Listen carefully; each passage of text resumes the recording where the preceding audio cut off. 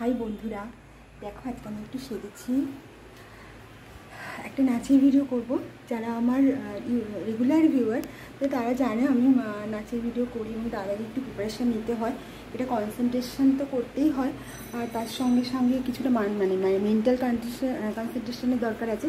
Plus তার সঙ্গে একটা ঠিকঠাক সাজ, যে নাচটা করব তার সঙ্গে প্রপার কস্টিউম কী হবে তার উপরে নির্ভর করে।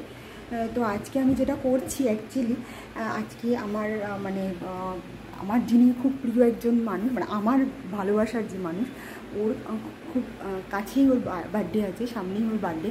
তো তার জন্য আমি একটা ভিডিও করছি, যাতে